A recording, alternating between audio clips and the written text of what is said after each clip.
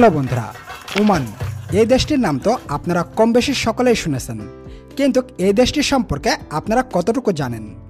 আজকের এই ভিডিওতে আপনাদেরকে ওমান দেশ সম্পর্কে এমন কিছু গোপন কালো সত্য জানাবো যেটা আপনি জীবনে প্রথমবারের মতো জানতে চলেছেন। তো চলুন মূল ভিডিও শুরু করা যাক। ওমান দেশটি হলো পৃথিবীর অন্যতম ধনী একটি দেশ। এই দেশটির অফিসিয়াল নাম সুলতানা অফ ওমান। এই দেশটিতে বাংলাদেশ, ভারত, পাকিস্তান এবং শ্রীলঙ্কা সহ বিশ্বের অন্যান্য দেশ থেকে বিপুল পরিমাণ মানুষ তাদের জীবিকা অন্বেষণের জন্য এসে থাকে। আরব উপদ্বীপের দক্ষিণ কোণে অবস্থিত ছোট্ট একটি দেশ ওমান।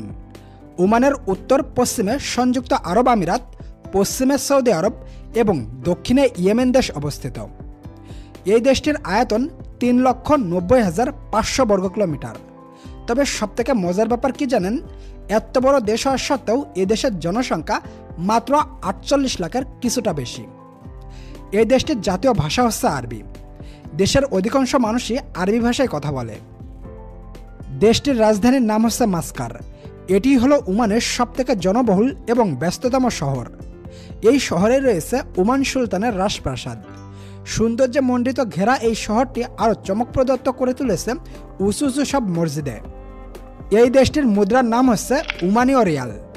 এক ওমানীয় রিয়াল সমান বাংলা টাকায় প্রায় 300 টাকার বেশি। দেশটি বড়লোক হওয়ার পিছনের অন্যতম কারণ হচ্ছে এই দেশটিতে প্রচুর পরিমাণ গ্যাস, তেল এবং শিল্পজাত পণ্য বিদেশে রপ্তানি করে থাকে। পাশাপাশি ট্যুরিজমের কারণে দেশটি এতটা ধনী হয়েছে। সম্মানীয় দর্শক, আপনারা জেনে অবাক হবেন যে ওমানের কোনো নাগরিক বেকার থাকা তার জন্য ভাগ্যের ব্যাপার। কারণ কেউ যদি প্রাপ্তবয়স্ক হওয়ার পরেও বেকার থেকে যায়, তাহলে সরকার 3 থেকে 6 মাসের মধ্যে তার জন্য ভালো দেখে 3টি কাজ খুঁজে দেয়, যাতে করে এই 3টি কাজের মধ্যে থেকে সে তার ইচ্ছা মতো একটি কাজ বেছে নিতে পারে। এছাড়াও প্রাপ্তবয়স্ক হওয়ার পর থেকে যতদিন যাবৎ সে কোনো কাজ না পায়, ততদিন যাবৎ সরকার তাকে বেকারত্ব ভাতা দেয়, মাসে যার পরিমাণ প্রায় 200 ওমানীয় রিয়াল, যা বাংলা টাকায় প্রায় 60,000 টাকার উপরে। এছাড়াও অন্যান্য আরব দেশগুলোর তুলনায় ওমান দেশটির শিক্ষার হার অনেকটা বেশি।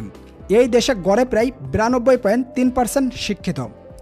অন্যান্য আরব দেশগুলোর মেয়েদের যেমন অনেক বাধ্যবাধকতা থাকে, সেইখানে ওমান দেশের মেয়েরা একেবারে স্বাধীনচেতা। তারা চাইলেই যে কোনো চাকরি করতে পারে। আবার বর্তমানে ইদানিং সেনাবাহিনীতেও মেয়েরা যোগ দিচ্ছে। ওমানের মেয়েরা সাধারণত বোরকা এবং হিজাব পরে, সাথে মুখে এক ধরনের মুখোশও পরে। ছেলেরা জুব্বা এবং